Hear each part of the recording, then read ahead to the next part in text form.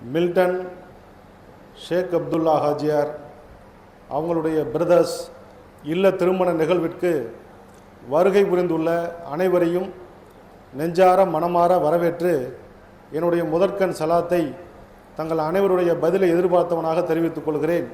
அஸ்ஸலாமு அலைக்கும் வரஹ்மத்துல்லாஹி வ பரகாத்துஹு. இதே போன்று நம்முடைய மில்டன் ஷேக் அப்துல்லா ஹாஜியார் அவங்களுடைய இதற்கு முன்னால் அவருடைய மகளாரின் திருமணம் கோயம்புத்தூரில் நடைபெற்றது. அந்த நடைபெற்ற திருமணத்தில் நிகழ்வில் நம்முடைய திருப்பூர் மாவட்ட மஸ்ஜித் சேவைக்குழுவுடைய தலைவர் ஹாஜி ஈசா சாதிக் அலி அவர்கள் ஒரு விதையை, ஒரு நல்ல அமலை அங்கே விதையாக விதைத்தார்கள். அந்த விதை இப்பொழுது வேர் பிடித்து கனியும் தந்து கொண்டிருக்கிறது. அது கலந்து கொண்ட பலருக்கும் தெரியும். என்னன்னா, திருக்குரானும் சரி, இஸ்லாமிய வாழ்விலும் சரி, எல்லா மகிழ்ச்சிகளிலும் ஆனந்தங்களிலும் துன்பங்களிலும் கூட ஏழைகளின் பால் நம்முடைய கவனத்தை செலுத்துகிறது. இதை நம்ம திருக்குரானில் பார்க்கலாம்.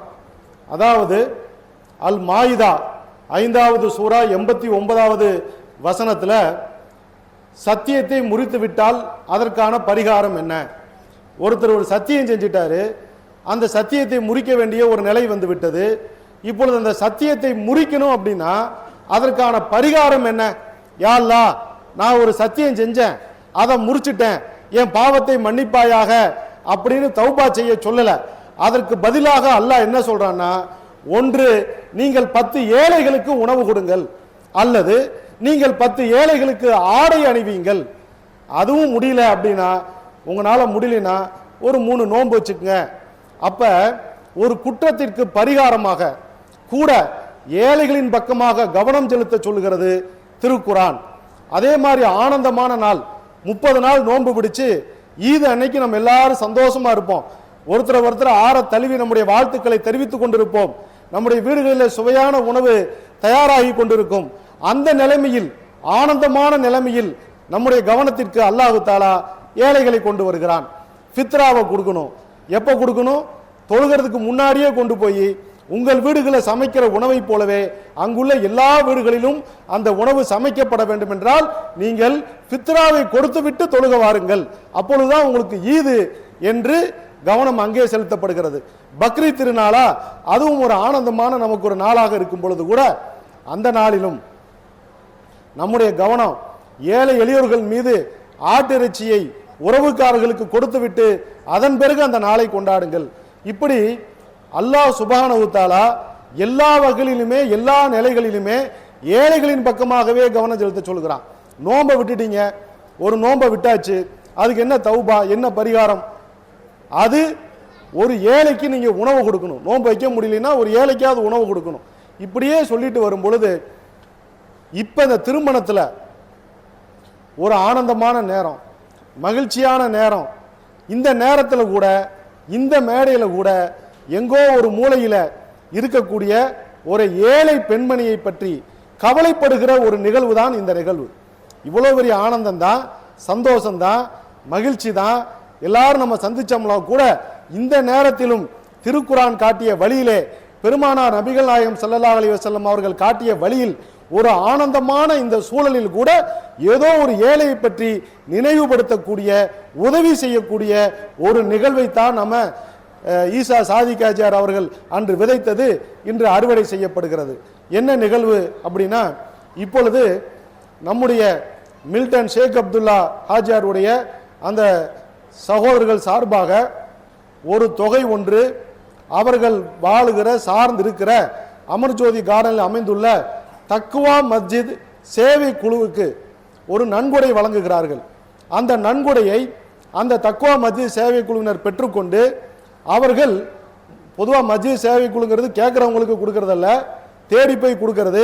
அது மாதிரி ஏதாவது ஒரு பெண்மணி, ஒரு ஏழை பெண்மணி, நம்முடைய பிள்ளைக்கும் இது மாதிரி ஒரு நிக்கா நடக்குமா, அதுக்கு எப்படி நான் பொருளாதாரத்தை திரட்டுவேன் என்று ஏக்கம் உள்ளவர்களை கண்டறிந்து திருமணத்திற்கு முன்னையே, மாப்பிள்ளை பார்க்கறதுக்கு முன்னையே, இதோ உங்களுக்காக ஒரு ஃபண்டு வச்சிருக்கிறோம் பள்ளிவாசல்ல, கவலைப்படாதீங்க, நீங்க தாராளமா மாப்பிள்ளை பாருங்கன்னு சொல்லும் போது அவங்களுக்கு ஒரு தைரியமும் நம்பிக்கையும், தவறான வழிகளை தேர்வு செய்யாமல் சரியான வழிகளிலே அந்த பெண்கள் பயணிப்பதற்கும் இந்த நன்கொடை ஒரு பாதுகாப்பாக இருக்கும்.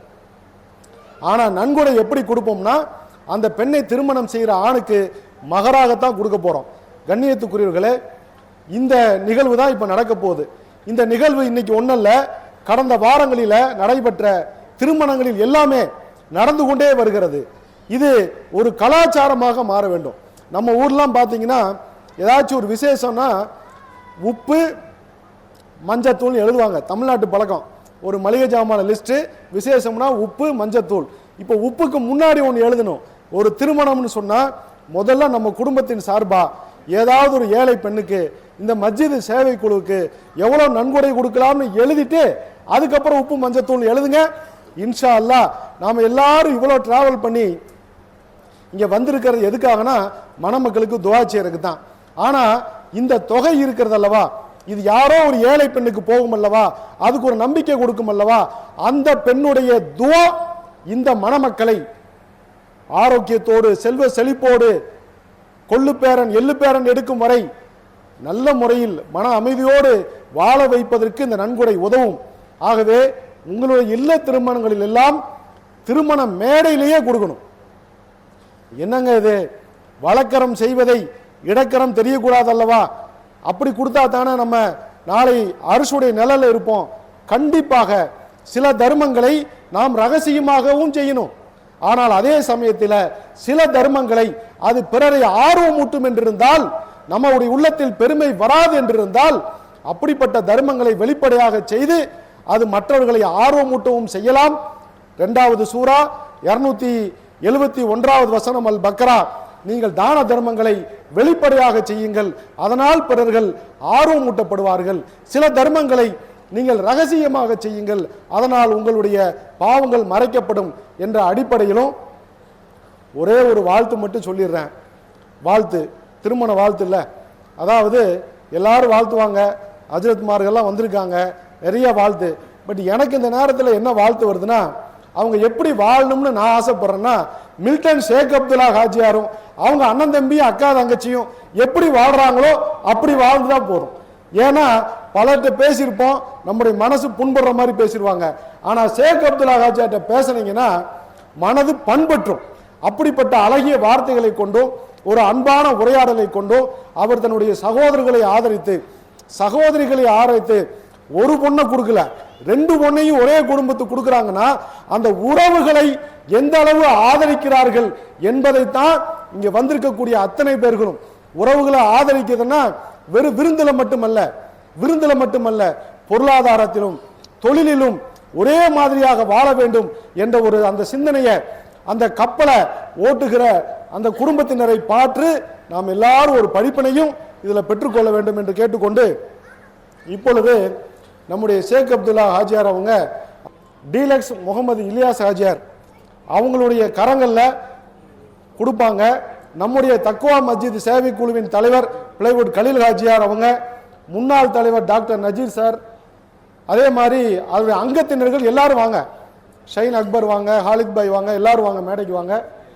நம்ம முகமது இலியாஸ் ஹாஜியார் அதை கொடுப்பாங்க, இதை வாங்கிக்குவாங்க. இந்த நிகழ்ச்சியை உங்கள் எல்லா திருமண மேடைகளையும் நடத்துங்க. அந்த மணமக்களுக்கு பரக்கத்தான வாழ்க்கை இன்ஷா அல்லாஹ் அமையும் இன்ஷா அல்லாஹ்.